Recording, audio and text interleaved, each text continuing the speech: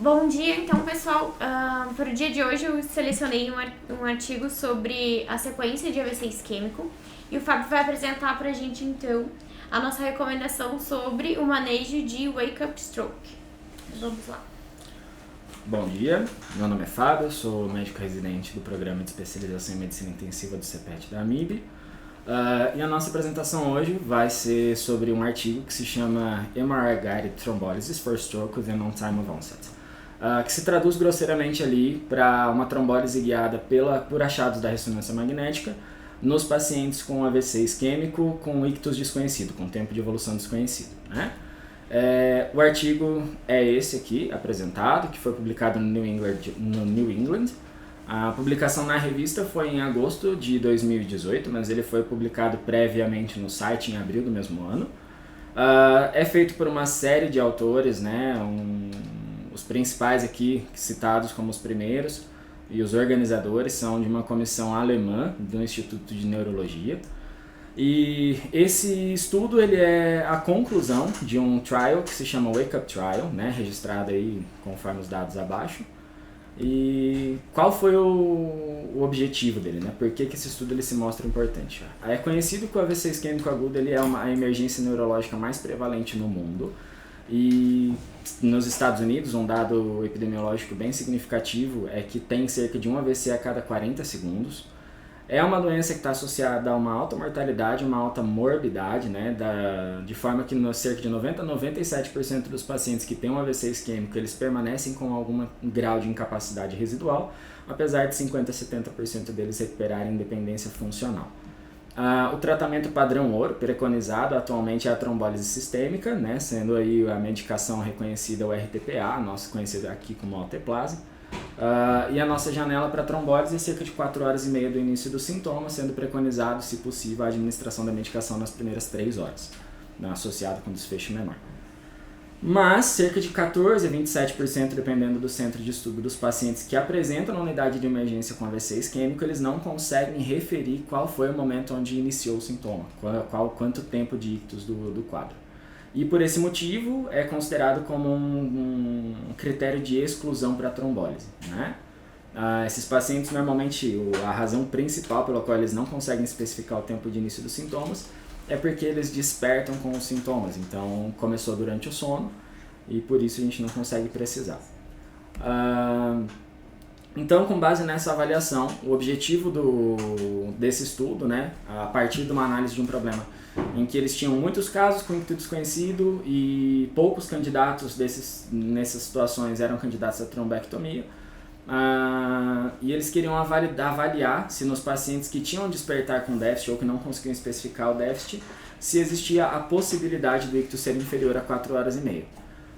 Previamente já era conhecido que em pacientes com ictus conhecido de tempo inferior a 4 horas e meia, eles têm alguns achados característicos na ressonância magnética, que são uma restrição na imagem ponderada em difusão e uma ausência de persinal em T2 flare, que a gente considera como um mismatch, né, uma incongruência entre difusão e flare. E a partir disso surge o objetivo do estudo, que é determinar se o tratamento com alteplase pode melhorar o desfecho funcional em pacientes com AVC de ictus indeterminado e que apresentem incongruência perfusão flare ressonância magnética submetidos à trombólise, né? Como metodologia, então, esse é um estudo iniciado pelo investigador, sem interferência de empresa. É um estudo duplo cego, randomizado, controlado por placebo e multicêntrico. O financiamento dele foi por um fundo de pesquisa da União Europeia, e isso é importante porque esse estudo ele precisou ser suspenso precocemente, né, antes da coleta total dos dados por término do financiamento. Foi aplicado então essa pesquisa em 70 hospitais em 8 países da Europa e a seleção dos centros para aplicação foram centros de AVC experientes que tinham a trombólise como um tratamento rotineiro na admissão do paciente com AVC isquêmico e serviços que dispunham da ressonância magnética em caráter de emergência. Os pacientes então eles foram randomizados por software de forma aleatória, numa proporção de 1:1, sendo estratificado por faixa etária, inferior ou superior a 60 anos, e gravidade, considerando-se ali um NIH inferior ou superior a 10. Então, classificados entre um AVC isquêmico leve ou moderado.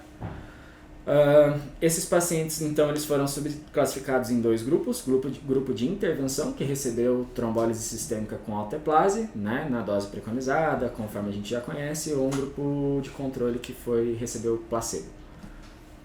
Foi considerado, então, como um N previsto, um grupo amostral previsto era de 800 pacientes, que eles queriam ter no mínimo 370 por grupo para ter uma relação estatística significativa, mas por conta da interrupção precoce foi possível apenas a coleta de dados de 503 pacientes, sendo que ficaram randomizados aí cerca de 250 no grupo de intervenção e 250 no grupo placebo. Foram incluídos pacientes que se apresentaram então com déficit neurológico agudo entre 18 e 80 anos, que apresentavam-se independente previamente para a atividade diária, que tinham ictus indeterminado, wake-up stroke, que apresentavam afasia ou confusão mental com incapacidade de determinar o momento onde iniciaram seus sintomas, e que tinham no mínimo 4 horas e meia desde que eles tinham sido vistos pela última vez sem déficit. Então, se o paciente foi dormir há 2 horas atrás e despertou com déficit, ele era ainda um candidato para trombólise porque ele tinha sido visto 2 horas atrás sem déficit. E foram excluídos então os pacientes, né, vistos pela última vez bem em menos de 4 horas e meia, a ressonância magnética que apresentasse hemorragia ou lesão que acometesse mais do que 1/3 do território da artéria cerebral média, NIH maior do que 25, então AVC isquêmico grave foi desconsiderado nesse estudo. Pacientes que tinham indicação ou já um planejamento de trombectomia mecânica e pacientes com contraindicações à trombólise, né? Sangramento, manipulação cirúrgica recente, punção local não compressível e várias outras, sendo excluído apenas como critério de exclusão ali para trombólise o tempo de ictus. Então eles foram randomizados, né? E como critério também para serem candidatos ao estudo, os pacientes tinham que apresentar uma incongruência entre a imagem ponderada em difusão e o flare. E essa incongruência ela é definida como uma restrição à difusão presente, mas não apresentando alteração no flare na mesma região onde houve a restrição. Esses pacientes eles foram submetidos à ressonância magnética na admissão e fizeram a imagem de controle de 22 a 36 horas após a administração da trombólise ou do placebo, do trombolítico ou do placebo, para avaliar se teve aumento ou resolução da área de isquemia e presença de hemorragias. E depois eles fizeram a imagem de controle com 5 a 9 dias da hospitalização e 90 dias no momento da reavaliação. Aqui é só uma exemplificação dos achados de imagem em questão. Então, o mismatch entre difusão e flare, que a gente considera, ele está apresentado nas imagens superiores, em que a gente vê que você tem uma restrição à difusão, na imagem ponderada em difusão, mas no flare não tem qualquer alteração na mesma região. E embaixo a gente tem o que seria considerado para esse estudo um critério de exclusão, que é a presença de restrição de difusão, mas no flare você tem ali um hipersinal no mesmo local onde você tem o evento isquêmico, né, o infarto cerebral. E isso está associado, na análise ali retrospectiva deles, a um tempo de infarto maior do que 4 horas e meia, em que não poderia haver benefício da trombólise. O método, então, o que eles queriam avaliar como desfecho, né? O desfecho primário do estudo era o desfecho neurológico favorável, então eles queriam falar de capacidade funcional, isso era o mais importante para ver se teria resposta ou não com a trombólise, e para isso eles objetivaram essa avaliação por meio do score modificado de ranking, sendo um objetivo para considerar como desfecho favorável um score de ranking de 0 ou 1 em 90 dias depois da admissão e da trombólise.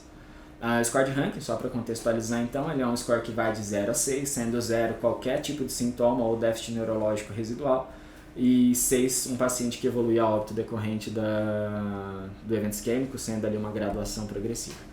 E como desfechos secundários, eles tinham várias análises previstas, uma comparação do status neurológico, né, o ranking médio entre o grupo controle e intervenção em 90 dias, eles queriam avaliar se o paciente teria resposta favorável em 90 dias conforme a gravidade do quadro na admissão, e o desfecho global que eles avaliaram por vários parâmetros e vários scores aí ao longo depois dos 90 dias da admissão. E eles queriam também comparar se teria uma área de infarto cerebral maior ou menor em 22 a 36 horas nos pacientes submetidos a trombólise ou placebo.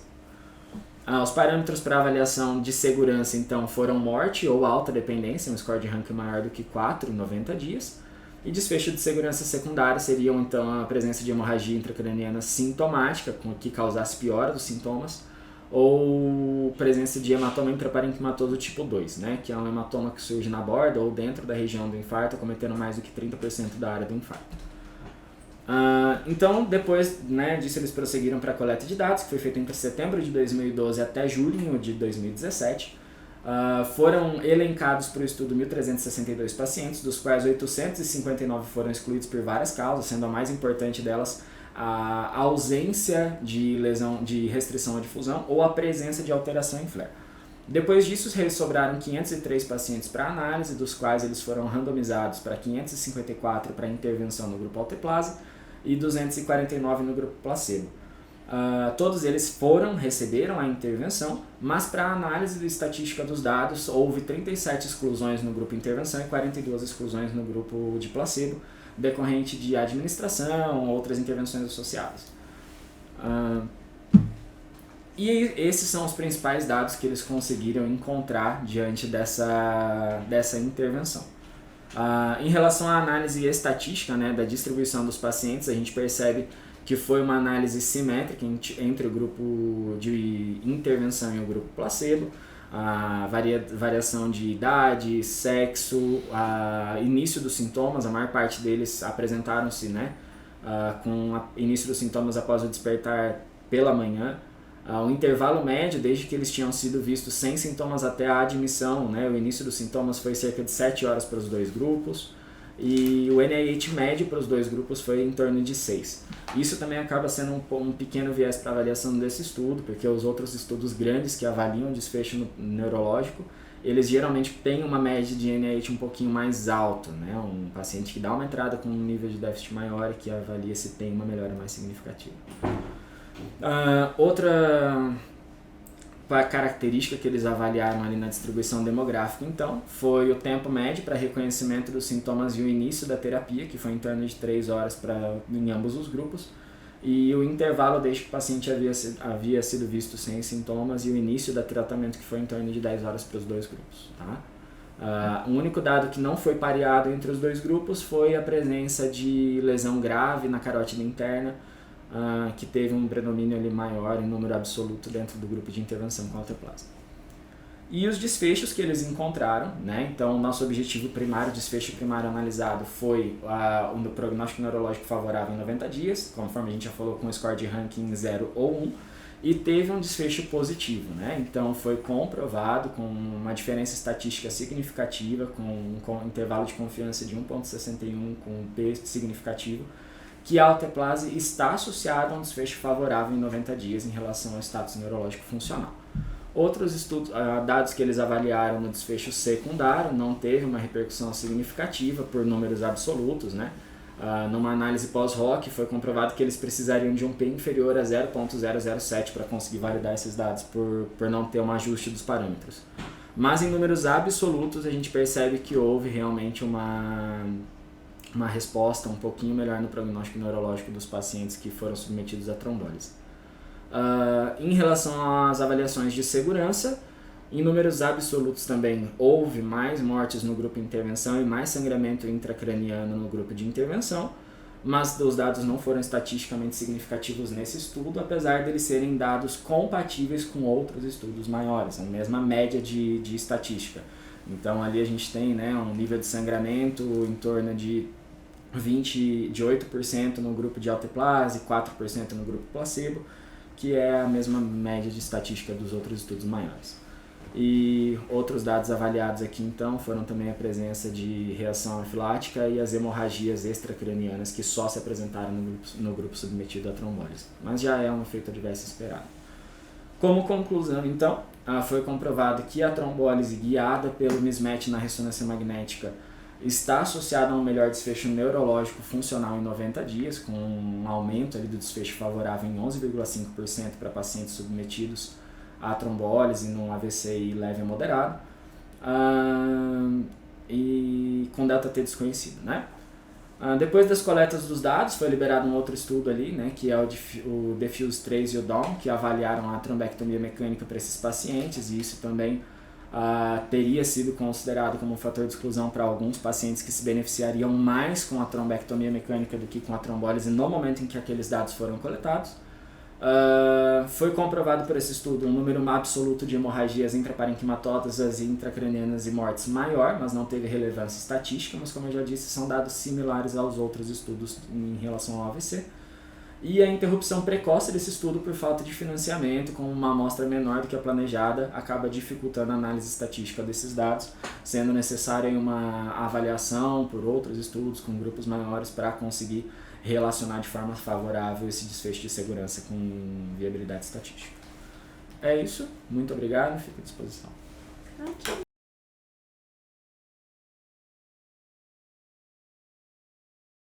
Boa fala, Fábio. Parabéns. Obrigado. Acho que você soube abordar super bem o artigo. É um artigo que ajuda bastante a gente nesse manejo desses pacientes, né?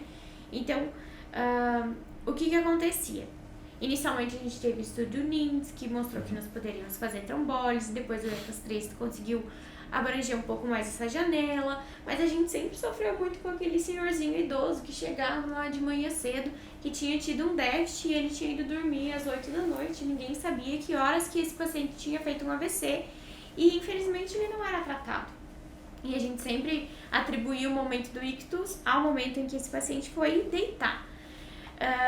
Enfim, o que acontece? Tinha essa imagem de que muito provavelmente o AVC pudesse acontecer ali nos últimos momentos, né?